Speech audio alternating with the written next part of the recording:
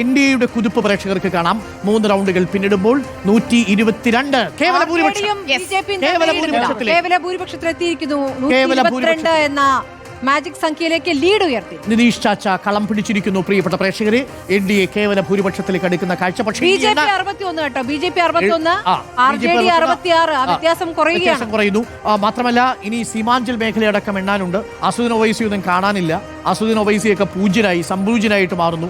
കോൺഗ്രസിന്റെ പെർഫോമൻസ് ദയനീയമാവുന്നു. കഴിഞ്ഞ തവണത്തെ 19 സീറ്റുകളിൽ നിന്ന് 7 സീറ്റുകളിലേക്ക് കോൺഗ്രസ് ചുരുങ്ങുന്ന കാഴ്ചയാണ് ഇതിൽ ഏറ്റവും വേദനാജനകം. എന്നാൽ RJDയുടെ തേജസ്വി യാദവിന്റെ പ്രകടനമാണ് ഇതിൽ എടുത്തു പറയേണ്ടത്.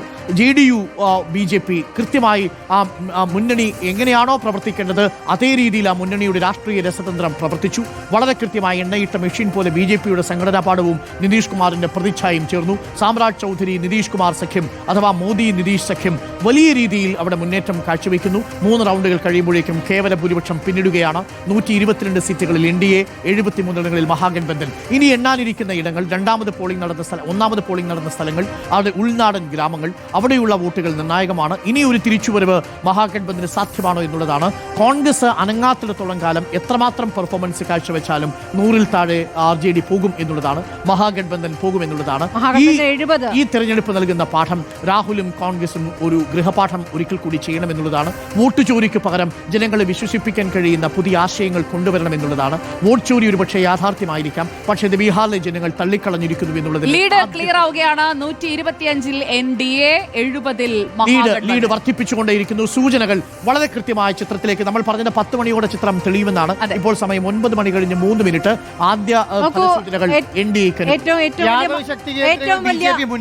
ഏറ്റവും വലിയ ഒറ്റകക്ഷി BJP ആയിരിക്കുന്നു, 67. അതിന് കാരണം കോൺഗ്രസിന് കൊടുത്ത സീറ്റുകളിലൊക്കെ BJP മുന്നേറുകയാണ്.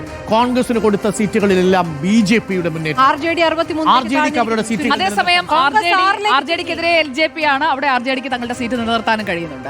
ഇതാണ് ഒരു പോൾ പൊളിറ്റിക്സ് ആൻഡ് പെർഫോമൻസ് ആണ് നമ്മൾ കണ്ടുകൊണ്ടിരിക്കുന്നത്. ഇനിയിപ്പോൾ EVM അട്ടിമറി, തിരിമറി, വോട്ട് ചോരി ഇതൊന്നും പറഞ്ഞു വന്നാൽ ജനം വിശ്വസിക്കില്ല. ജനത്തിന് വേണ്ടത് നിങ്ങൾക്ക് വേണ്ടി എന്താണ് ചെയ്യാൻ പോകുന്നത്. തേജ് പ്രതാപ് പിന്നിൽ പോയിട്ടുണ്ട്. പക്ഷേ പ്രേക്ഷകരെ, RJDയുടെ ഒറ്റയാൾ പോരാട്ടം മഹാഗഠബന്ധനെ ചലിപ്പിക്കുന്നില്ല. മഹാഗഠബന്ധനിൽ കോൺഗ്രസിന്റെ ദയനീയമായ പെർഫോമൻസ് ആണ് നമ്മളിപ്പോൾ കാണുന്നത്. കോൺഗ്രസ് 6-ലേക്ക് വീണ്ടും ചുരുങ്ങുന്ന കാഴ്ചയാണ് കാണുന്നത്. BJP 67 ഇടങ്ങളിലേക്ക് പടരുന്ന കാഴ്ചയാണ് കാണുന്നത്. 55 ഇടങ്ങളിൽ JDU. ആ സഖ്യത്തിന്റെ ഒരു കോമ്പിനേഷൻ നോക്കൂ, എത്ര മനോഹരമായിട്ടാണ് NDA പെർഫോം ചെയ്യുന്നത്. 67-55 മറുഭാഗത്ത് നോക്കൂ, 66-7. ഇതാണ് കണക്ക്. ഇതാണ് ഇപ്പോൾ 2 ഇടങ്ങളിലെയും കണക്കുകൾ.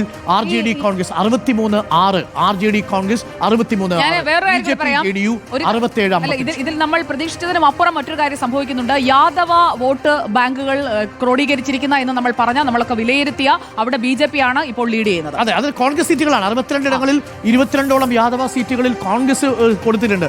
ആ സീറ്റുകൾ BJPയും JDUവും പിടിച്ചതാണ്.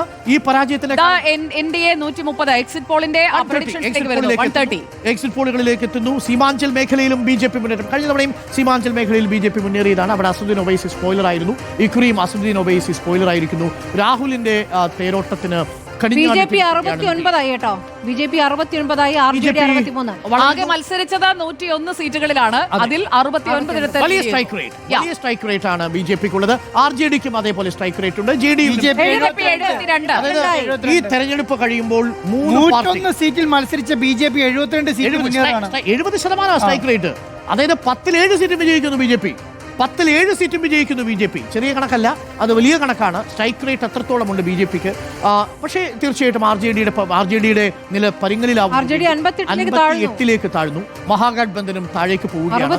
നേരെ പകുതിയിലേക്ക് പോകുന്നു. ഒരുപക്ഷെ എക്സിറ്റ് പോളുകളെ മറികടക്കുന്ന ഒരു റിസൾട്ട് വന്നാൽ പോലും നമ്മൾ ഇപ്പോൾ അതിശയപ്പെടാനില്ല.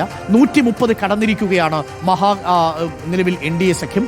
65-ലേക്ക് നേരെ പകുതിയിലേക്ക് മഹാഗഠബന്ധൻ താഴ്ന്ന കാഴ്ചയാണ് കാണുന്നത്. കോൺഗ്രസ് 6 സീറ്റുകളിലേക്ക്, RJD 57 സീറ്റിൽ ലെഫ്റ്റ് 2 ഇടങ്ങളിൽ ലെഫ്റ്റ് പാർട്ടികൾ ലീഡ് ചെയ്യുന്ന കാഴ്ചയും പ്രേക്ഷകർക്ക് കാണാൻ സാധിക്കുന്നു.